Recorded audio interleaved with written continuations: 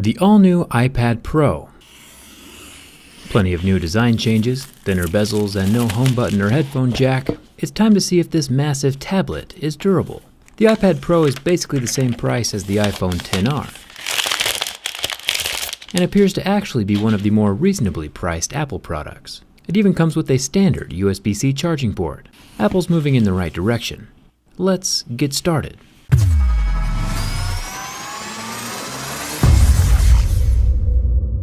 This is the smaller of the two iPads, the 11-inch version. Perfect size for a backpack or book bag. Apple has also released an updated version of the Apple Pencil, which is good. Last year's design included plenty of stupid. Poking out the bottom of the iPad while charging, like an elephant trunk just waiting to snap off. This year it's held onto the side of the iPad with magnets and charges wirelessly. Not quite as smooth as the integrated Note 9 S Pen, which charges internally in seconds with a supercapacitor. Apple doesn't include this pencil in the box, probably out of respect to Steve Jobs. Who wants a stylus? You have to get them and put them away and you lose them. Yuck. Nobody wants a stylus. But let's be honest, they mostly just want you to pay extra for it. The tip of the pristine, clean white pencil does not appear to be replaceable, like they are on Samsung's S Pen, so if you want a finer tip, you'll just have to sharpen it manually. We all know it's what's inside the Apple Pencil that matters most though. Dead center is the weakest point, probably a tad stronger than your average wooden pencil. This immediately gives us unrepairable access to the wireless charging component. These copper coils absorb energy wirelessly through the induction field on the side of the iPad. I'll skin the rest of the pencil.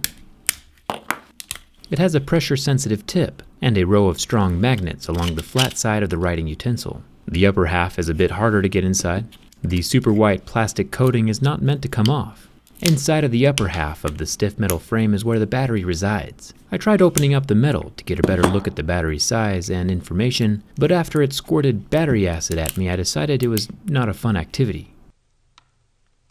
Let's start with the scratch test. We know glass is glass at this point, but we still gotta check and make sure Apple isn't pulling a fast one on anyone and using less durable materials than what we're used to. It is interesting to see how thin the glass is though. Each scratch of my pix leaves major temporary impressions on the pixels. We get the standard scratching at a level 6 with deeper grooves at a level 7. So the screen is still made from glass and not plastic, but it's super thin.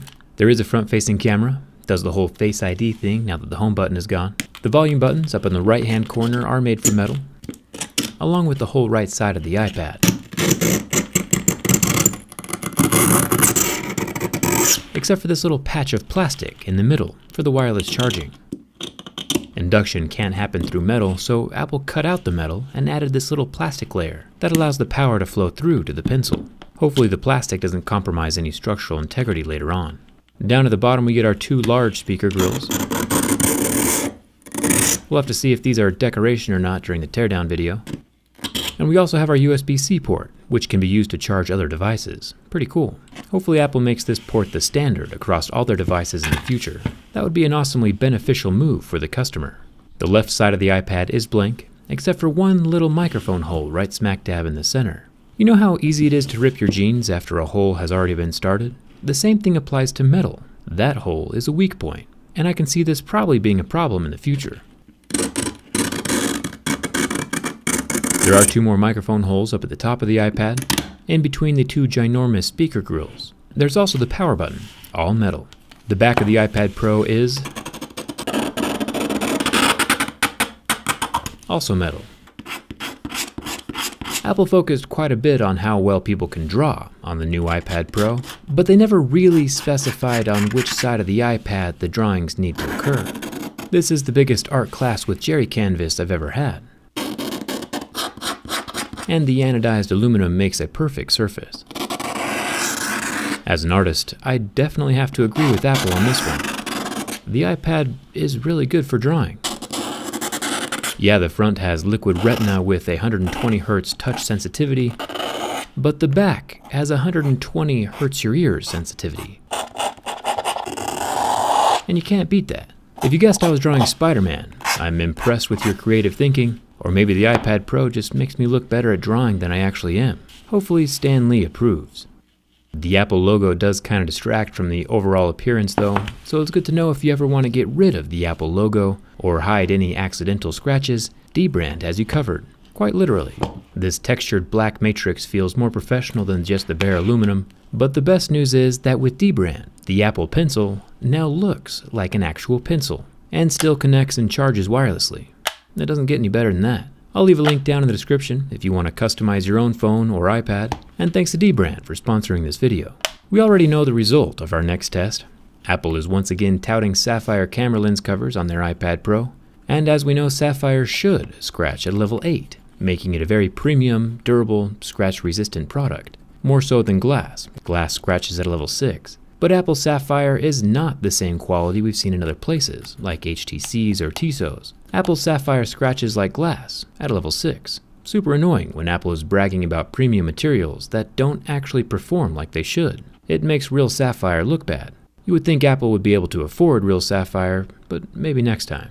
The massive 11-inch display is using Apple's Liquid Retina technology, which is just an LCD, and lasted 10 seconds under the heat from my lighter before turning off. I'm still impressed that I can buy this whole iPad Pro for basically the same price as a XR, which is probably just another example of that phone being incredibly overpriced. Like always with my durability test, it's time for the bin test. I doubt this tablet will ever end up in a back pocket, but it will be in backpacks and book bags or laying around unnoticed on a couch cushion, chair, or bed before someone sits down. Structural integrity is still important. And the iPad Pro just doesn't have any of that structural integrity stuff. A tablet the size of a piece of paper folds like a piece of paper. I do feel bad for Spider-Man though. I'll try to straighten him out. Perfect. It looks like the two weakest points are right dead center on either side of the iPad Pro.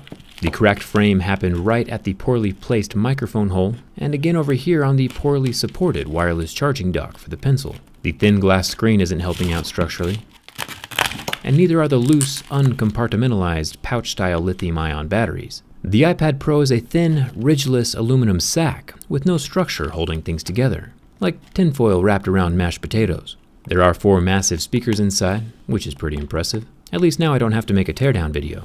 Apple focused on making the thinnest iPad they could without putting much thought into structure or weak points in the frame.